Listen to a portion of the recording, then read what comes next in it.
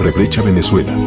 El análisis geopolítico por parte de dos figuras de la comunicación alternativa y revolucionaria. Juntos. Geraldina Colotti y Carlos Aznares. Abriendo brecha desde la revolución bolivariana hacia los pueblos del mundo. Una producción de Eduardo Medina Guevara. Porque informar es formar. Abre Brecha Venezuela. Gallina vieja esta gente. Ni pone ni deja la culequera. Hola queridos y queridas oyentes. Estamos aquí por este nuevo capítulo del programa Abre Brecha Venezuela. Siempre con Carlos Aznares y con Geraldina Colotti y a la producción Eduardo Medina Guevara. Esta semana ha habido mucha noticia, como siempre, a nivel internacional y nacional. ¿Cómo viste todo eso, Carlos? ¿Qué te pareció? Bueno, antes que nada, todavía queda el eco de la gran victoria del gran pueblo patriótico, y cuando todavía queda el eco, ya se ha convocado una nueva elección para el 27 de julio, donde se van a elegir alcaldes, concejales, pero también se convoca a votar a la juventud.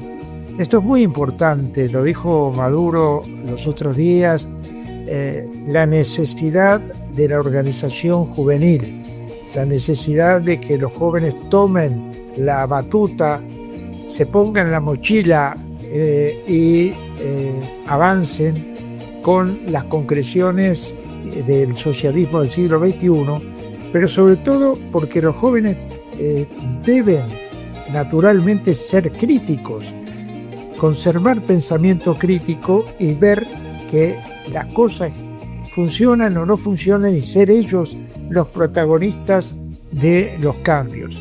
En ese sentido, yo creo que debe ser uno de los procesos revolucionarios actuales o de las últimas décadas que insiste en esta necesidad de que los jóvenes se incorporen fuertemente a construir en las comunas, en el partido, en el PSUV, en las organizaciones de base en general y también en las Fuerzas Armadas, bolivarianas, porque no es casualidad que gran parte de los militares chavistas son jóvenes, son nacidos al calor de la revolución que gestó en su momento Hugo Chávez.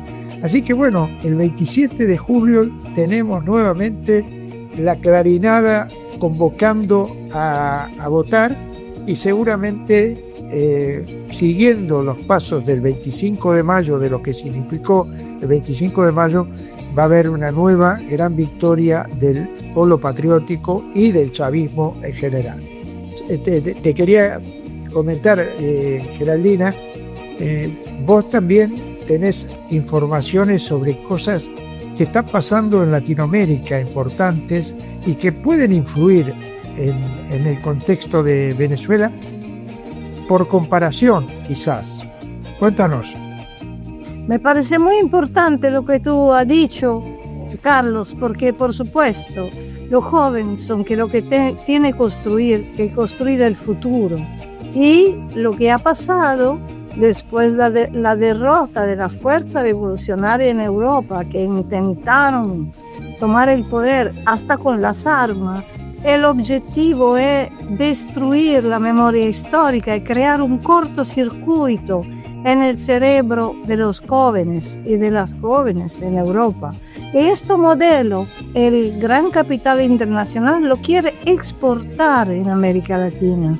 ¿Sobre cuál bases se ha creado, se ha construido este cortocircuito? Mediante también la guerra cognitiva, confundiendo los conceptos, los paradigmas que no dejan ver la realidad concreta, que es que los jóvenes no tienen trabajo, no van a tener futuro, no tendrán pensiones, entonces presentando falsas alternativas. Ahorita la hegemonía es a la extrema derecha. De nuevo vuelven con arrogancia los representantes y payasos del Fondo Monetario Internacional, de las grandes instituciones internacionales, exportando este modelo a América Latina, haciendo pensar que la alternativa es entre un capitalismo de fuerte, neoliberal, arrogante, como lo que vemos en Argentina, que vemos con Trump, y otro más suave, que ya fracasó en toda su modalidad en Europa, que es la socialdemocracia, que ha terminado su carrera coincidiendo con el neoliberalismo. Esto lo vemos, por ejemplo, con Venezuela no ha pasado, porque el pueblo consciente, como tú estabas diciendo, está en la calle y da la línea, como el presidente pueblo Nicolás Maduro está diciendo. Pero, por ejemplo, en otros países como Bolivia, como Ecuador, y ya hemos visto lo que está pasando en Salvador. Esto es la nueva receta que quiere proponer. Y la oposición venezolana, la derecha venezolana, respalda todo eso. Y, por ejemplo, está respaldando en Bolivia, lo están construyendo, un señor, Samuel Doria, que ya ha fracasado en los años 90, pero que se presenta como la cara buena del capitalismo. Entonces, la competencia sería entre lo fracasado de extrema derecha, lo fracasado de la socialdemocracia de los años 90 del siglo pasado, que ahorita quiere tergiversar una nueva vez también en América Latina. Menos mal que hay Venezuela, que dice que no pasarán. Tú, que has desarrollado mucho este tema, ¿cómo lo ve en el marco de la situación global e internacional, donde nosotros vemos que el paradigma del fracaso de la democracia burguesa es Palestina, es lo que está pasando de una manera, digamos, horrible, ¿no? Sí, hay varios temas allí que se entrelazan, ¿verdad? Por un lado, lo que tú cuentas de Bolivia. Lo de Bolivia es una tragedia para la izquierda. Si ganara finalmente en agosto una opción o de derecha o esta nueva cara de la socialdemocracia que trata de mostrar que la izquierda fracasó. Ahí también hay responsabilidades, hay mucha discusión interna en ese sentido. Hay responsabilidades mutuas de todos los hombres o facciones de la izquierda, tanto la del presidente Arce como de Andrónico Rodríguez, que es el candidato que ha surgido nuevo, que estaba acompañando a Evo, como del propio Evo, ¿verdad? Evo Morales es el que tiene todavía las posibilidades, si lo legalizaran, porque la patraña viene no legalizarlo para que participe, pero tiene la posibilidad de ganar la elección. O sea, porque sigue representando las banderas fundamentales de lo que lo llevó al gobierno con el movimiento al socialismo. Pero la cosa está muy intrincada, muy difícil, porque hay un tribunal constitucional que lo veta a Evo, que a la vez ampara a Andrónico Rodríguez para hacerle competencia a Evo, y por otro lado Arce, que estimula a su ministro de Interior, Castillo, que es un tipo represor que ha reprimido estas pasadas semanas a los trabajadores y a los indígenas bolivianos. Pero también hay otro tema en América Latina que no hay que olvidarse, que es Panamá. En Panamá el imperialismo yanqui vuelve a tratar de generar, a partir de sus acuerdos con el presidente Mulino, nuevamente que Panamá sea una colonia. Y el movimiento popular se ha rebelado y está desde el movimiento indígena cortando las carreteras hasta los trabajadores peleando en las calles por la seguridad social, por los salarios, por la defensa del canal de Panamá. O sea, hay un contenido soberanista importante que está mostrando distintas caras de lo que está ocurriendo en el continente. Y en ese sentido, vuelvo a lo que dijiste recién, Venezuela es un paradigma importante, tanto como Palestina es un paradigma para todo Medio Oriente, y yo diría que para todo el mundo, porque ambos, Venezuela y Cuba y Palestina, representan la resistencia al discurso imperial y al accionar imperial. Y esto ayuda a que los países que todavía tienen pueblos rebeldes, que tienen gente que está combatiendo en las calles, puedan sentirse acompañados como para seguir ese camino de emancipación que se necesita, ¿verdad? Claro, es que es el peligro del ejemplo. Es importante ver que en países como Venezuela, el tema de la resistencia, que es una resistencia que está en el anterior, en el exterior de los aparatos ideológicos también burgueses, que sigue existiendo, porque el Estado en Venezuela es un Estado que se tiene que destruir en su paradigma burgués, y por eso el Estado comunal está en el centro de los programas del Partido Socialista Unido de Venezuela, y se han ya votado muchos proyectos en este sentido, pero hoy más que nunca la consigna de Chávez que le entregó al presidente Maduro como una nada está más vigente que nunca. Esto es un desafío, pero de otro lado ver cómo no tenemos que quedarnos ahí en el tema solamente institucional, legal. Por supuesto que estamos en un momento donde la fuerza revolucionaria, después de la caída de la Unión Soviética, no están en una ola favorable, ni siquiera a nivel progresista, como fue después de la victoria de Hugo Chávez en Venezuela, como fue por lo que ha sido llamado el renacimiento latinoamericano.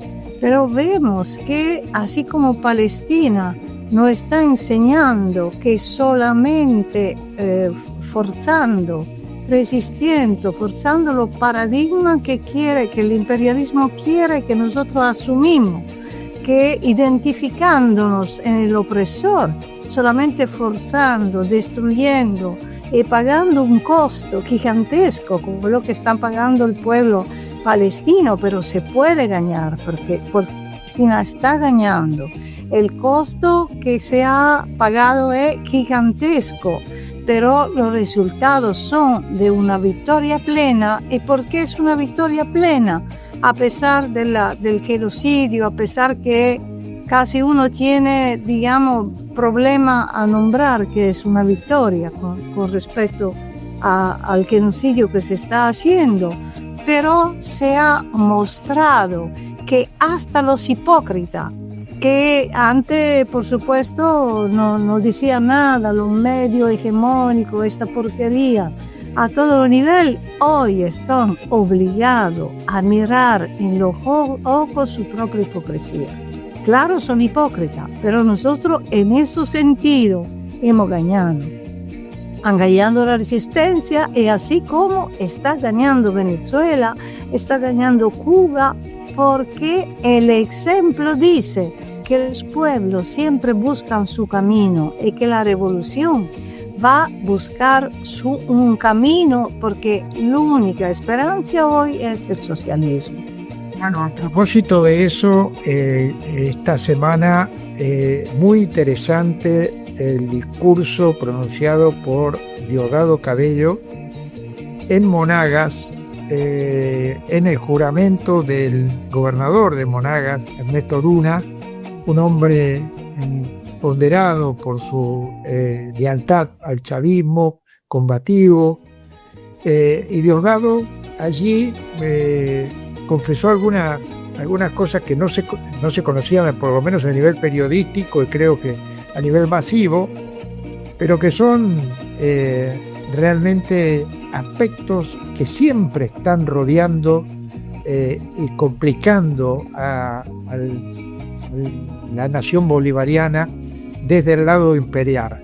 Por ejemplo, aparentemente había una llamada o una conversación él dice, Diosdado, de gente extranjera con un alto oficial de las Fuerzas Armadas Bolivarianas, tratando de convencerlo.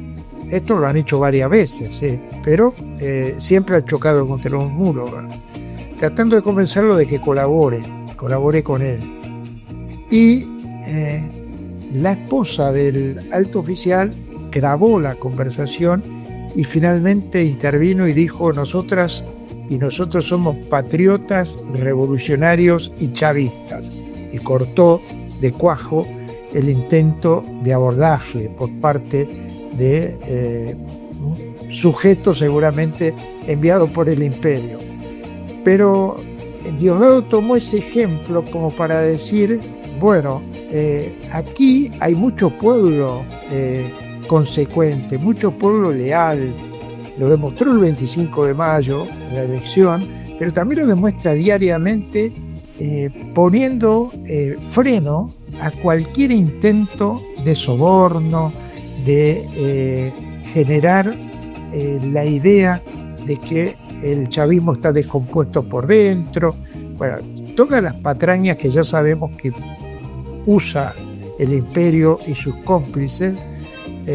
Diosdado mostró claramente que cuando surgen elementos como esta, la respuesta es contundente.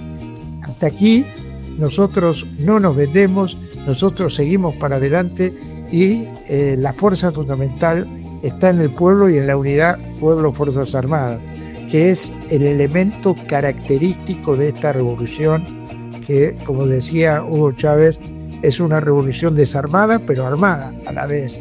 Armada para defender los intereses del pueblo y desarmada porque toda la construcción del chavismo es pacífica. Los que no son pacíficos son los enemigos, precisamente, que están poniendo palos en la rueda todos los días.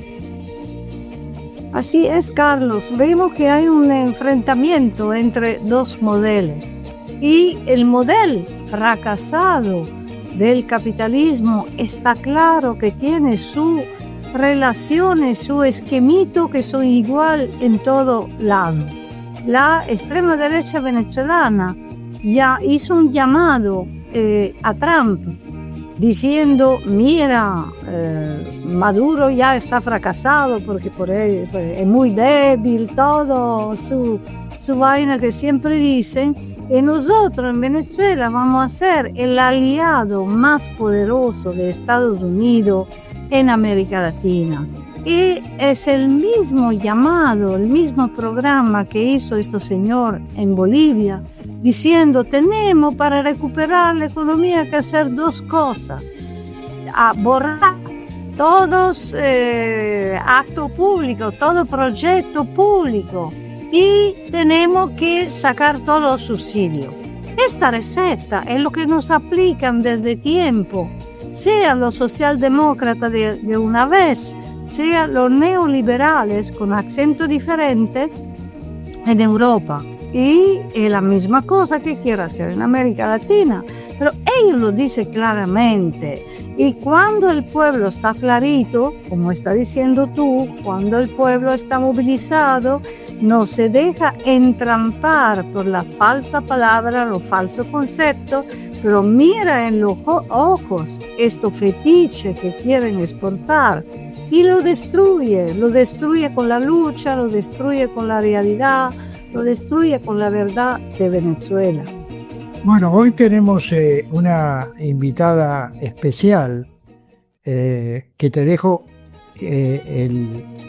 que la presentes porque la conoces muy bien, la has entrevistado en su momento y me parece interesante que los oyentes y oyentas puedan conocer a esta compañera que es parte de la lucha fundamental también para sostener la revolución.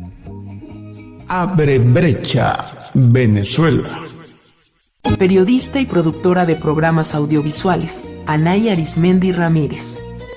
Cuenta con una amplia trayectoria en el ámbito de la comunicación, incluida la institucional. Es autora de varios libros que abordan el tema de los derechos humanos, especialmente los derechos de las niñas y los niños, un campo en el que Anahí posee una vasta experiencia. Reconocida también por numerosos premios nacionales e internacionales recibidos.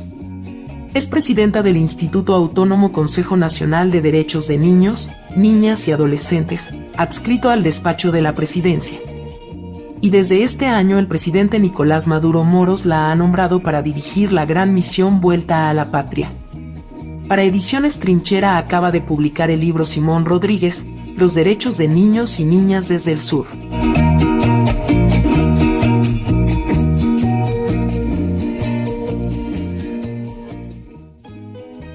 Hola, entonces estamos de regreso con una invitada muy especial que agradecemos por su tiempo porque sabemos que está muy comprometida con un tema importantísimo a nivel nacional e internacional.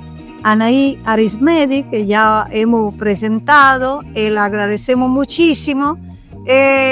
Vamos a decir lo siguiente, que nosotros aquí no quisiéramos que nos acuse que no somos pluralistas. Entonces nuestra tarea aquí es hacer de manera que la oposición venezolana gane finalmente el premio de la máxima estupidez que hay, sea a nivel internacional pero también europeo. Entonces quisiéramos que Anahí nos ayude en eso. Le vamos en ese sentido a preguntar algunos de los argumentos que están siendo difundidos para la oposición. A propósito de migraciones, nosotros sabemos que en Europa, por ejemplo, se gastó muchísimo dinero porque los europeos, los de la Unión Europea, son muy humanitarios. Se entregaron un montón de dinero a lo que respaldan la migración venezolana. ¿Qué pasó de verdad desde tu experiencia, que tiene una tarea tan importante ahorita? ¿Qué pasó con ese dinero? ¿Dónde fue este dinero? ¿Qué hicieron para la migración venezolana que, por supuesto, han inducido a migrar? Bueno, saludarte, un abrazo y qué bueno que te puedo ayudar en esa tarea en la cual no necesitas mucho esfuerzo, porque la oposición venezolana tiene una gran capacidad, o las oposiciones venezolanas, sobre todo la oposición más violenta, tiene una gran capacidad como para demostrar en las distintas hechos que realiza su poca capacidad de Cinderes. En el tema primero hay que decirle a todos y todas que la migración venezolana ha sido un gran negocio, y ha sido un gran negocio que ha venido construyendo sectores de la oposición conjuntamente con y apoyados y financiados por el gobierno de Estados Unidos. Parte de esa narrativa y esa negociación que se vendió tuvo que ver con todo el tema de la migración inducida y con solicitar financiamiento para supuestas organizaciones no gubernamentales que iban a apoyar a migrantes que iban a estar en distintas partes de la región. Y a diferencia incluso de otros procesos migratorios, en el caso venezolano, bueno, desfilaron, y eso es público, notorio y comunicacional, presidentes, autoridades diciendo que iban a dar papeles, casas, documentos, promoviendo la migración desde Venezuela por producto de situaciones fundamentalmente económicas, con todo lo que ha sido las medidas coercitivas unilaterales en contra de nuestro país, que llevan más de 1000, y que hemos venido siendo un país asediado, fundamentalmente promovido por la política de Estados Unidos con sus aliados en otros países e inclusive en Europa. En ese marco, bueno, hubo toda una narrativa de pasar, como decimos, buscar recursos en distintos países para justificar esta migración, que luego se demostró en el gobierno imaginario inducido de Juan Guaidó, que llegó a miles de millones de dólares, nada más que un periodo casi 700 millones de dólares que le había quitado la USAID, de los cuales la mayoría se distribuyeron entre algunos gobiernos, pero ninguno llegó a la migración venezolana. Y eso lo demuestra las distintas cifras de la condición que han regresado. Nosotros tenemos el plan Vuelta a la Patria desde 2018 para garantizar un retorno seguro y digno de los venezolanos y las venezolanas que por miles quieren regresar al país, que ya han regresado 1.300.000 personas. y en este momento ahorita es una gran misión, se repotencia toda esta atención integral para los migrantes, y la mayoría llegan sin ningún tipo de atención, es decir, son recursos que no llegaron a los migrantes y las migrantes en general, es decir, quedaron en el camino, y eso demuestra investigaciones que han abierto a gobiernos, a personas, organizaciones no gubernamentales, hasta la misma en Estados Unidos hay una investigación contra Juan Guaidó sobre qué se han hecho con los recursos de la llamada ayuda humanitaria. En la trampa del discurso de la ayuda humanitaria, donde por ejemplo el concierto que se hizo en la frontera en Venezuela, donde lo que menos venían en esos camiones de supuesta ayuda, y luego se demostró era realmente medicina o insumos, sino por el contrario, era una serie de productos y objetos que iban a ser utilizados para intentar un ingreso irregular a la frontera.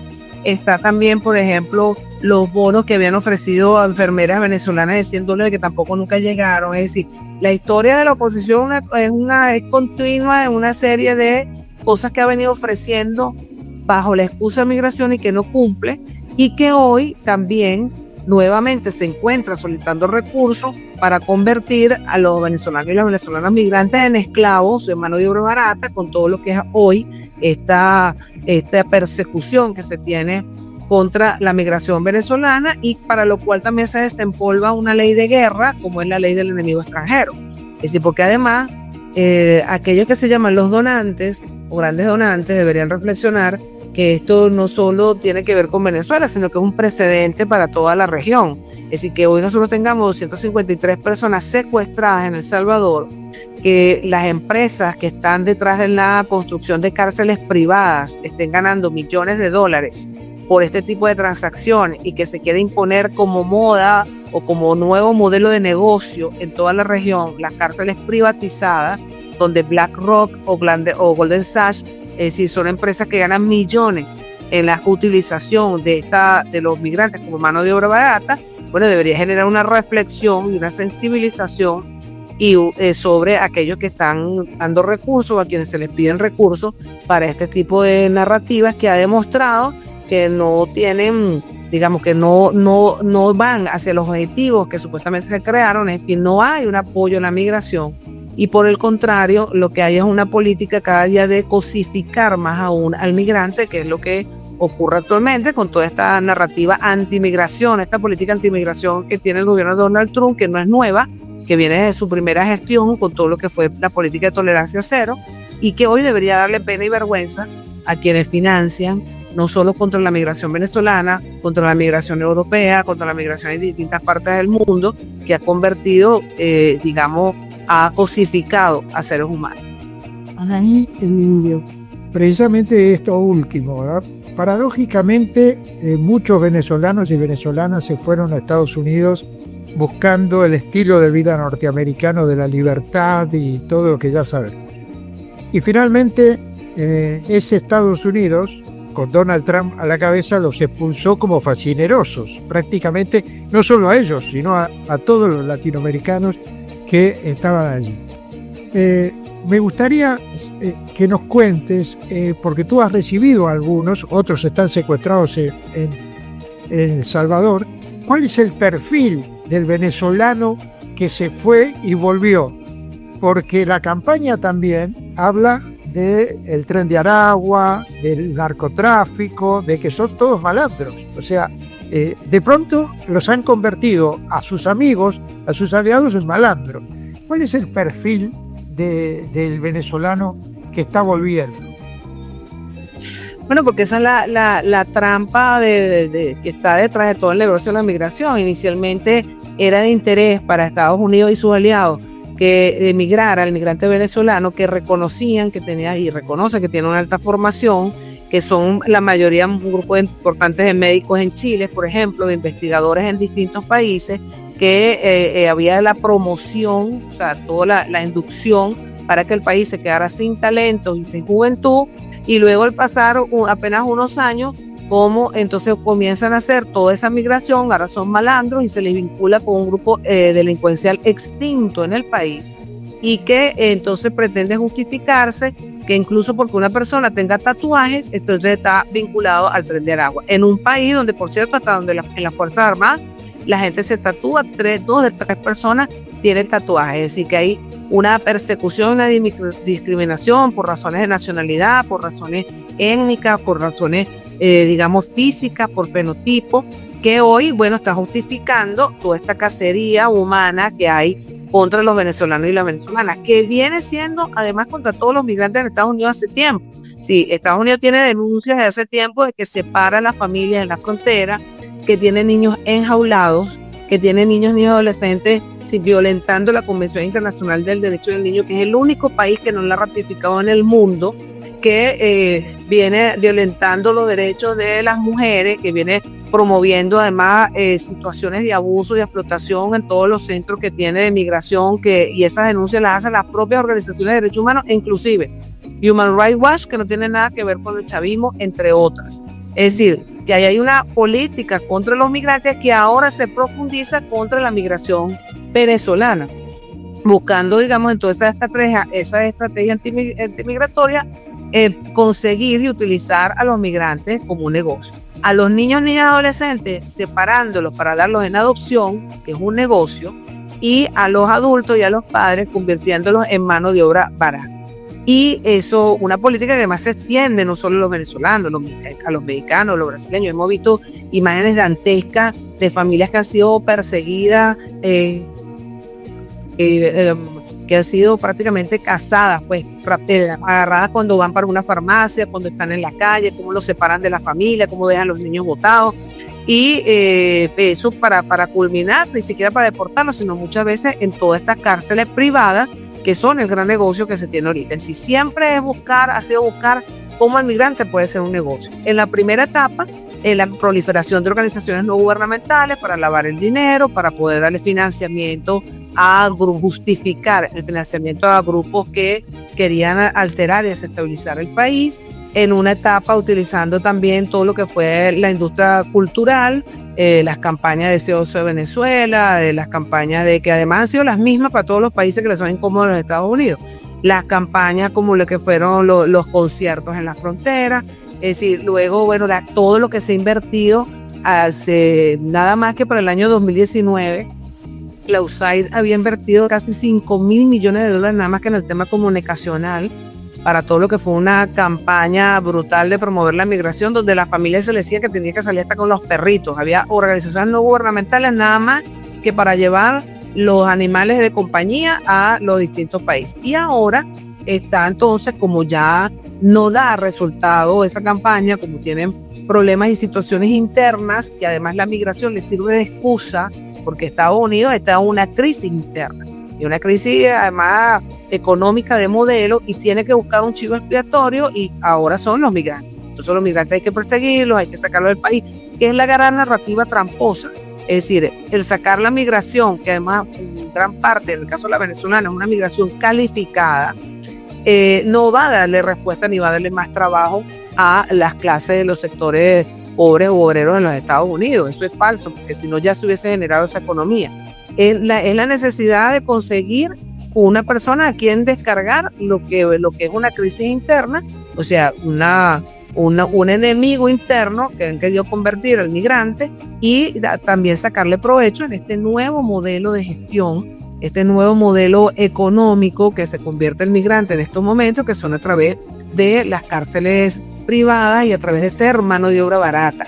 Y si no, hay que ver cómo a esta cárcel Centro contra el Terrorismo, que realmente es un campo de concentración en El Salvador, como incluso tú ves gobernadores, o sea, el gobierno como el de Costa Rica, que dice que hay que tener una cárcel similar, comienzan a visitar los diputados de Chile, diputados de otros países. Es decir, es un modelo que se le quiere vender al mundo, y que en el caso de Europa, que ya ha vivido todo lo que fue la crisis contra el nazismo, contra lo que es este tipo de cacerías y acciones fascistas, debería ponerlos en alerta, porque es un modelo que se quiere vender para el mundo y que al final va a tener a la migración como excusa, pero quienes van a terminar también llenando estos centros, entre comillas, contra el terrorismo, son los movimientos sociales y los voceros disidentes de cualquier política o acciones de este tipo, que son evidentemente fascistas y criminales. Seguimos hablando de derechos humanos. Tú tienes una larga trayectoria en ese sentido, pero aquí vemos que hay como un cortocircuito. que la gente que de los países capitalistas se dice el máximo defensor de los derechos humanos, empezando para los niños, por supuesto no hacen nada por los niños de Palestina que son masacrados cada día, y en el mismo tiempo acusa a Venezuela que no cuida a los niños, que al contrario lo deja sin respaldo. Tú que has escrito un libro también recién sobre este tema y que ha acogido la niña Michaelis desde afuera. ¿Cómo ve este tema? Considerando que nosotros aquí en Europa hemos visto como los niños que tenían problemas muy graves no han podido cuidarse, no han podido seguir con su medicamento porque le impidieron a Venezuela de pagar los hospitales. ¿Cuál es la realidad? ¿Es verdad que en la cárcel venezolana hay niños? Bueno, fíjate, lo primero que hay que decir es que esa narrativa se demuestra en el genocidio que existe en Palestina, todo lo que es su doble moral de países que dicen que protegen a la infancia y en el caso de Estados Unidos que promueve y apoya a Israel en este genocidio, y en este momento, bueno, son asesinados un niño en cada 10 minutos en Palestina. Es decir, son miles los niños de Palestina que sin una respuesta todavía realmente contundente por parte de los instrumentos de los organismos internacionales siguen siendo víctimas de este genocidio. Pero así como en Palestina, las decenas de guerras que viene promoviendo Estados Unidos. Estados Unidos además es un país que es el único que en el mundo no ha ratificado la Convención Internacional de los Derechos del Niño. Estados Unidos es un país que hasta el 2015, hasta hace poco, existía la pena de muerte para los menores de edad, y hoy por hoy ellos aplican, inclusive juzgan como adultos según lo que consideren a niños, niñas y adolescentes. Entonces, quien tiene realmente a niños detenidos, a niños juzgados, a niños que incluso pueden tener hasta penas de muchísimos años y de todo tipo, es en Estados Unidos. En Venezuela nosotros no tenemos niños presos y la ley además así lo establece. La ley es en todo caso a partir de los 14 años que los niños pueden tener, los adolescentes en este caso tienen responsabilidad penal.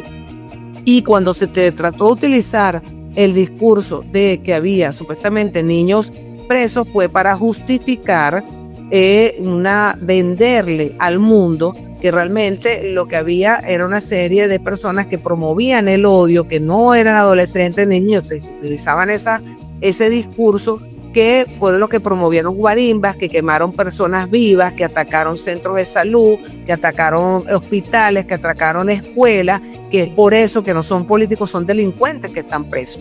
Entonces ahí se quiso construir una narrativa en un país donde, por el contrario, nosotros tenemos unas políticas de protección bien amplia para los niños en todos los espacios y también para los adolescentes, un sistema además consolidado, un país que presenta además sus informes nacionales e internacionalmente. Y en este momento la migración es otro ejemplo de lo que es esta doble narrativa. Venezuela está recibiendo de forma amorosa a los niños, niñas y adolescentes, de los hijos de los migrantes que quieran regresar con toda la atención integral. Venezuela no está secuestrando niños como sí lo está haciendo Estados Unidos, que no solo lo está separando de su familia, nosotros estamos peleando los niños, niñas y adolescentes que se encuentran en estos momentos secuestrados y en Estados Unidos, que intentó incluso institucionalizar niños para después darlos en adopción. Y ahí son múltiples las denuncias que nosotros recibimos de los migrantes que van llegando. Recibimos mujeres que han tenido que dejar sus hijos atrás, que le dijeron que le iban a entregar a sus hijos y nunca los montaron en el avión, que institucionalizaron a sus hijos e hijas y hoy están justificando proceso de adopción en la corte. Ahí es conocido ya no solo por Venezuela, sino por el mundo, el caso de la niña Michaelis, que gracias a nuestro gobierno revolucionario y todo nuestro pueblo y la organización popular logramos rescatarla, que estaba institucionalizada en una casa de abrigo y que teniendo sus padres no se les quiso entregar. Y así hay muchos niños que teniendo padres, madres, abuelas o tías, es decir, familias extendidas, teniéndolas en Venezuela e incluso en Estados Unidos, no se les quería entregar a los niños, lo que quieren es mantenerlos institucionalizados, porque es que el caso de los niños venezolanos en esos países se ha transformado también un negocio a través de la adopción o a través de la colocación en familias que quieren tener niños pequeños y entonces quieren hacerse de los niños venezolanos. Entonces, por el contrario, el único gobierno que está en el mundo cazando, matando, secuestrando, separando de su familia, asesinando niños es el gobierno de Estados Unidos. En Venezuela, que nada más que en lo que va de año del 2025, nosotros hemos devuelto al país casi más de 1.000 niños en condiciones de retorno seguro, digno, gratuito y amoroso. Otra de las campañas que están haciendo, y sobre todo en Europa, es la de que han detenido todos estos últimos acontecimientos de detenciones por gente que estaba tratando de conspirar contra el gobierno a alguien que pertenece a una ONG de derechos humanos. Y hay toda una campaña, incluso parlamentaria, no solamente de la derecha, sino de esa izquierda boba que habitualmente se prenden en estas campañas contra Irán, contra Venezuela, contra todos los que pelean por la emancipación de los pueblos.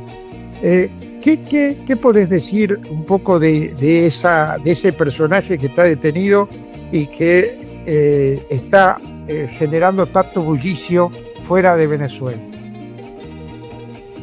Bueno, fíjate, lo primero que quería también complementar sobre lo anterior es que nosotros no podemos ver el tema del negocio de la migración sin relacionarlo también con las medidas coercitivas unilaterales, porque el bloqueo ha sido criminal, sobre todo contra los niños, niñas, adolescentes venezolanos, y hoy en el mundo, contra más de 30 países, casi 2 millones de niños, niñas, adolescentes, y en el caso total, casi el 28% de la población mundial que hoy es víctima de estas medidas coercitivas, de este tipo de bloqueo, que es expresión también de la violencia y de este doble discurso.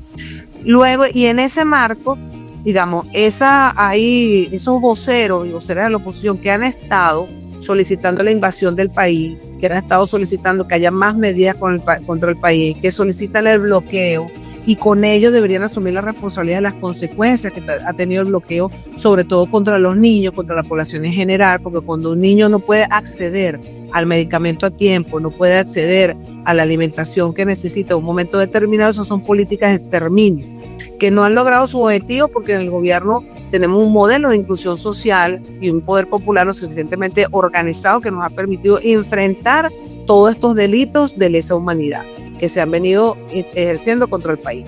Esos voceros que piden que se invada Venezuela, que quieren entregar el Esequibo, no pueden llamarse defensores de los derechos humanos, porque por el contrario lo que han estado es por el mundo promoviendo la violación masiva y sistemática de los derechos humanos de los venezolanos y las venezolanas.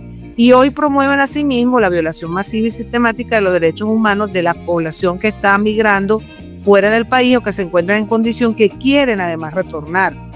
Y por el contrario es gracias y como consecuencia del bloqueo nuestros aviones no pueden llegar a todos los destinos que nosotros quisiéramos buscar a los venezolanos. Hoy estamos llegando a México y en conversaciones con Estados Unidos la población que ellos deportan, pero porque no tenemos relación y porque nuestros aviones corren peligro. De haber que acordarse de lo que ocurrió en Argentina, como nos secuestraron y desmantelaron un avión que era utilizado para ayuda humanitaria.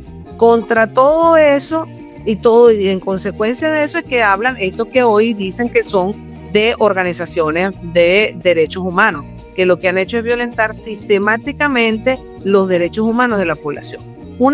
Cualquier persona que esté apoyando un bloqueo o las medidas coercitivas contra un pueblo no puede decirse un defensor de los derechos humanos. Una persona que lo que hace es apoyar que los niños, las niñas, los adolescentes, las mujeres, los abuelos no puedan comer a tiempo, no puedan recibir sus alimentos, que el país sea bloqueado desde el punto de vista de sus ingresos fundamentales, de que nosotros no podamos vender nuestro petróleo teniéndolo, no podamos desarrollarnos económicamente, las dificultades que hemos tenido, hoy gran parte superadas, pero que siguen vigentes, no puede decir que es un defensor de los derechos humanos. Las personas que promueven que nosotros que entreguemos nuestros territorios soberanos, como el tema, por ejemplo, la Guayana Esequiba, no puede decir, y que promuevan la invasión militar o situaciones de conflicto militar contra Venezuela, no pueden decir que son promotores de derechos humanos. Entonces creo que el mundo tiene que también debatir qué entiende por la defensa de los derechos humanos hoy en día, cuando lamentablemente este es un discurso que se va yendo utilizando como un chicle políticamente a conveniencia y a la final lo que hace es legitimar delitos y crímenes de lesa humanidad que se están dando en la actualidad. Bueno, Carlos, queridos oyentes, oyentas, llegamos al final de este programa. Esperamos siempre su sugerencia, su consejo, porque este programa es de usted, para abrir brecha mediante el ejemplo de Venezuela en todos los rincones del mundo. Hasta la próxima semana. Hasta la próxima semana, y que el pueblo venezolano y los pueblos latinoamericanos sigan adelante con sus procesos de emancipación pacífica mientras se pueda, y si no, por todas las vías, porque es fundamental pararle la mano a este imperialismo feroz que sufre el continente y también el pueblo palestino. Hasta la próxima semana. Abre brecha, compañero, que ya sopla viento de agua y hay que espantar el perro antes que se eche la miada.